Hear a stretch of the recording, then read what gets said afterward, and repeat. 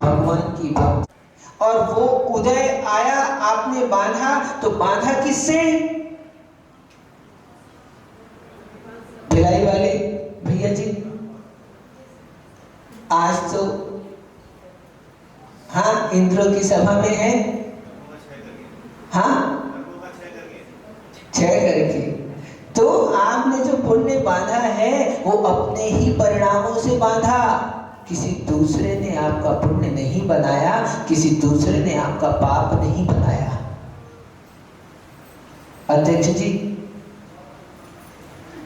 यहाँ अध्यक्ष बहुत सारे हैं। हाँ अजमेरा जी, किसी दूसरे ने आपका पुण्य बनाया कि नहीं बनाया? देखने में लगेगा कि बाहर से करता कोई और दिखाई देता है। देखो आप, कहां देखो? सब जने सामने देखो। तीर्थंकर भगवान दिख रहे हैं ना? आप देखो या ना देखो, वो आपको देख रहे हैं। देख रहे हैं कि नहीं देख रहे? किस समय देख रहे हैं? बस जब पुण्य कर रहे हो तब भी देख रहे हैं, जब पाप कर रहे हो तब भी देख रहे हैं। ऐसा कोई समय नहीं जब भगवान नहीं देख रहे। देखो, उस भगवान को निहारो। आपने भी ऐसा ही एक पुण्य बांधा था, जब परिणामों की विशुद्धि प्राप्त हुई थी, जब कभी निर्मल भाव किए थे और भगवान की भक्ति की होगी। क्यों?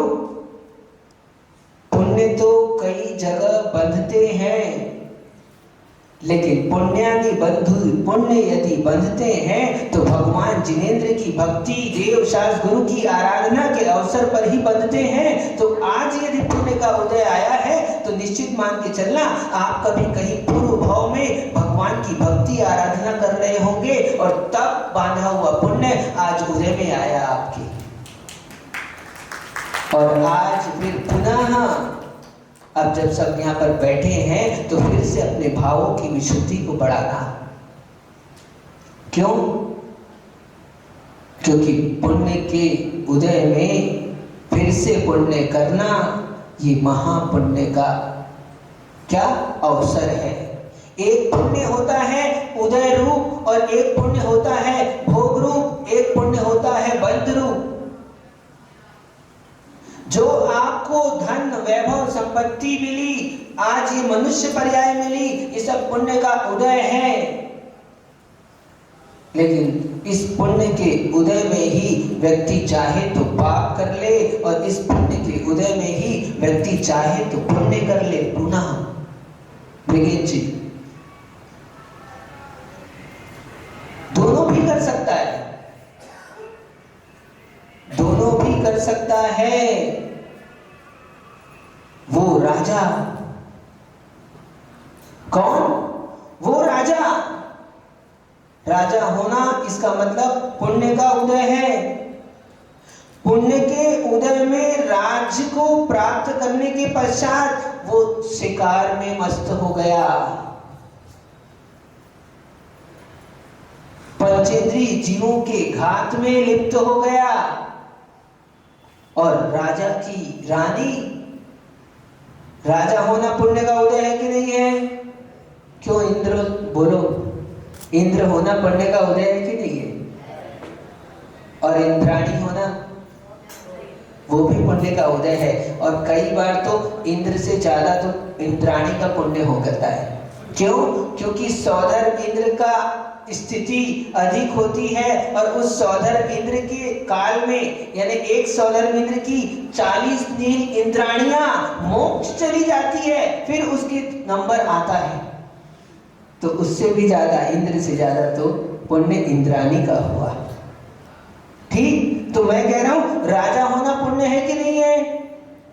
और रानी होना वो भी पुण्य है। तो राजा सप्त व्यसन में लिप्त हो गया, शिकार में मस्त हो गया, और रानी भगवान की भक्ति आराधना में लीन हो गई।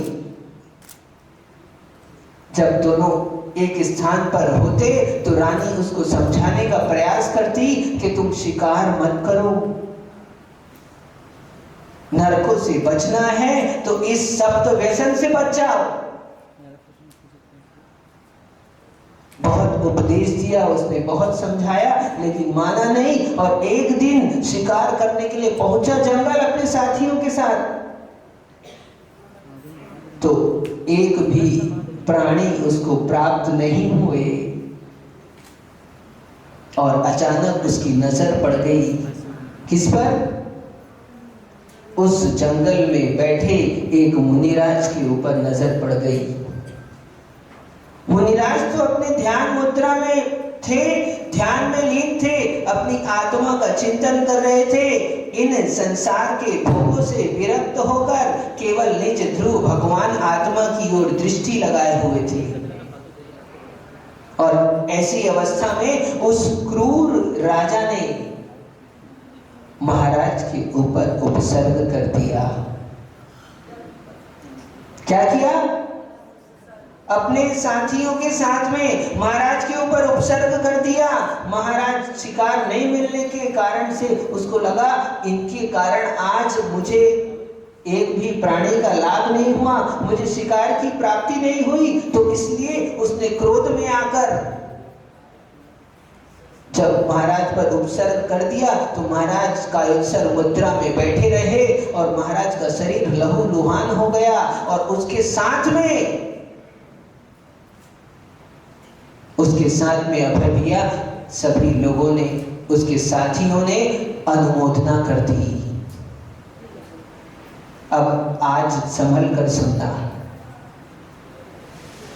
यहाँ पर कुछ लोग बैठे हैं, पूजन कर रहे हैं, और कुछ लोग उनकी पूजन की अनुमोदना कर रहे हैं। पूजन करने वाले तो पुण्य बंद कर ही रहे हैं, लेकिन यहाँ पर बैठे जो लोग हैं उन पूजन की अनुमोदना कर रहे हैं। उनको क्या हो रहा है? भगवान के गुणों का गुणानुवाद चल रहा था। तो अभी करप्शन जी गजन भी या रोटी सेकी कभी कभी है। अरे पुरुषों को भी आना चाहिए, ये कला तो स्त्रियों से ज्यादा पुरुषों के लिए है।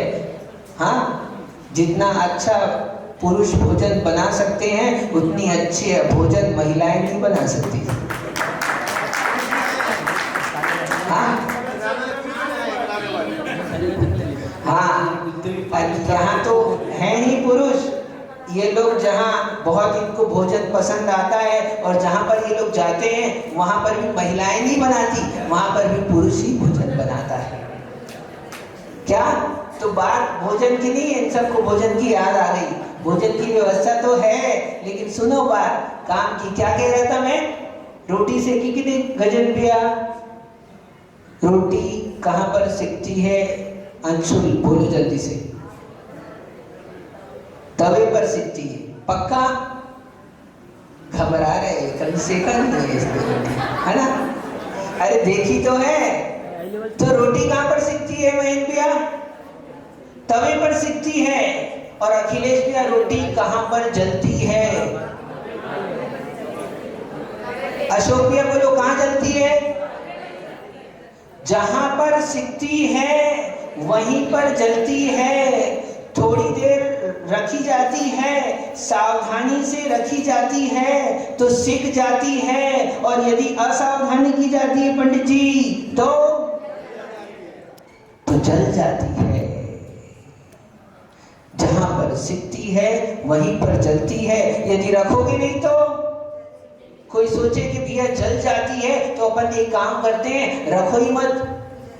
प्रकाश दादा, हाँ महाराज ने डरा दिया है कि रोटी महाराज बताएंगे नहीं तो तुमको पता कैसे? तो मिलता ही मिलता है, वही भावना तो खुली। मुझे तो ऐसा लगा, हाँ दादा ने बोला महाराज आशीर्वाद प्राप्त हो चुका है और पंडित जी का सानिध्य तो प्राप्त हो ही रहा है।